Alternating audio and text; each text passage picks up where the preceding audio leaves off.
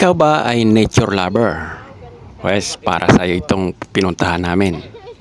Ayan, nandito tayo ngayon sa Bayan Rosary. Dito lang po yan sa bayan ng Louisiana, Laguna. No? Pag napadaan ka dito, siguradong mamamangha ka sa ganda at maaliwalas ng kapaligiran. Ayan, yung makikita nyo, maraming hagdan. Ano? Yan ang una mong aakyatan para makarating ka dun sa taas. Ayan, ito yung tinatawag nilang Holy Cross Gardens. Yan. Kasi pagdating mo dun sa taas, may makikita kang cross dun. Ayun, matatanaw nyo. Meron niyang padaan, paikot. And then, siyempre, sa mga bawat tadaanan mo, maraming mga halaman at bulaklak na dito mo lang makikita yung iba. Dahil sa totoo lang, medyo mahirap na hagilapin yung mga ganitong uri ng mga halaman no? So ito, dito kami sa taas. Nakapagod mo umakyat, pero pagdating mo dito sa tuktok, ayan, makikita mo yung malaking cross. Siyempre, picture, hindi pwedeng mawala ang photo ops dito dahil isa ito sa mga dahilan kung bakit pinupuntahan ng mga manlalakbay, lalo na yung mga riders natin. Ayan, pumupunta sila dito para magpa-picture. Ayan. So sa mga halaman, kung makikita nyo, sari-sari po yan. Ayan, mga iba't ibang uri ng mga halaman, no? Yung mga makikita natin sa wild, makikita rin po dito. May mga puno, ayan, mga kukulay na dahon. Ayan. Siyempre, nung time na pumunta kami dito, medyo maulan-ulan Kaya kita mo talaga yung kapreskohan ng mga halaman, yung mga kulay, yan, yung mga titingkad ng kulay green, yan, tulad na lamang nito mga halaman na ito. Kala mo nasa ibang nasa ibang dimension ka, dahil napakaaliwalas po, makikita ninyo. Yan. So hindi mo gaanong marinig yung mga ng mga sasakyan kasi medyo mataas itong lugar na ito Kaya maririnig mo lang dito yung lagaslas ng mga puno. Ayan, huni ng mga ibon. Kaya kung ikaw ay nagmumuni-muni, parang bagay na bagay sa iyo ito. Ayan, makikita mo. So nandito na tayo sa taas at iniikot natin itong mga halaman dito. Ayan, isa na itong napapansin ko na mga halaman na ito dahil kakaiba yung mga kulay ng dahon nila. Ayan. Siyempre may mga yan, mga revolto ni Mama Mary nandyan sa ilalim, mga halaman. Yan. So hindi ko alam kung anong klaseng mga halaman to, pero napakaganda. Ayan. So diretso ulit tayo sa taas. Meron pang ito bandang kabila. Ayan, iikot lang tayo.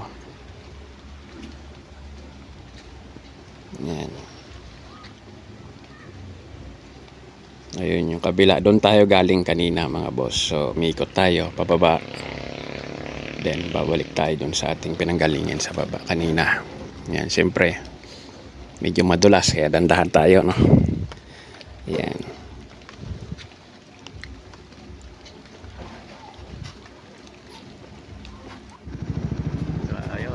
Grabe yung layo.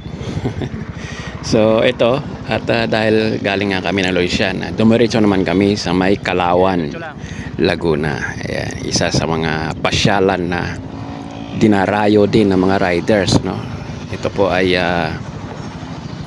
ilog. Yan, tama po, ilog ang papuntahan natin yan sa na ito. Dahil ang ilog na ito ay hindi basta-basta ilog lang. Yan, kung may makita nyo, maraming mga dito, cottage resort tawagin nila dito. Pwede kang mamili dyan kung saan ka pupwesto. Yan, yun yung naka blue na na yun. Kung gusto nyo privacy, pwede naman. So doon po yung ilog sa baba, napakalinaw po ng tubig dyan. So, kung makikita nyo, maraming tao. Yung iba dito na natutulog, nagdadala lang ng tent. At dito sila nag-overnight. Yan. So dahil birthday ng aming founder, syempre, ayan siya. Hindi na nakatiis, naglatag na ng tent at wari ko gusto na yata matulog sa layo ng biyahe siguro napagod. Ayan, so mag-overnight kami dito at siyempre nanamnamin namin yung mga biyaya ng kalikasan dito. So yan, at inaayos na yung kanyang tent. Ako mamaya bahala na kung saan ako lalatag. So yun, dito na tayo sa ilog, no. Ayan po yung ilalim ng ilog, mga boss. Ayan. So dahil maraming naliligo kaya medyo malabo yung ano, no. Pero hindi naman siya totally malabo. Malinaw pa rin kahit papaano kasi makita mo yung ilalim. Hindi naman siya ganong kalaliman, tama lang, baywang, dibdib. Yan, depende sa taas mo. So, ayan po yung ilalim niya. So, malinis po ito, mga boss. Kaya huwag kayong mag-alala na kayo magkakaroon ng hindi magandang karanasan dito dahil ito po ay dinarayo ng mga taga Maynila pa para lang magtampisaw sa ilog na to. So, yan, malakas po ang current. Buti hindi malakas yung ulan kanina kaya tama lang yung agos ng tubig, no? Yan, kung makikita mo. Etong time na naligo ako, una na to umaga na to yung mga ibang bisita nagsiuwian na. Kaya sinamantala ko na, sinulo ko yung ilog. Ako lang may isa maligo. Ayan. Meron ding balsa dito. Kung gusto mo naman magbalsa, pwede naman. Pwede mo sakyan yan. Magpaanod ka rin hanggang doon sa baba. So, yun. Mura lang cuttings nila dito, mga boss. Pinakababa ni 500. Kaya kung gusto mo naman magdala ng sarili mong tent, pwede naman. So yun, pauwi na kami. Ito umaga, alas 9. Alas 9 na ng umaga, no? Alas 10 batsi na kami. At siyempre malayo-layo pa yung aming biyahe, no? Palagay niya. Ako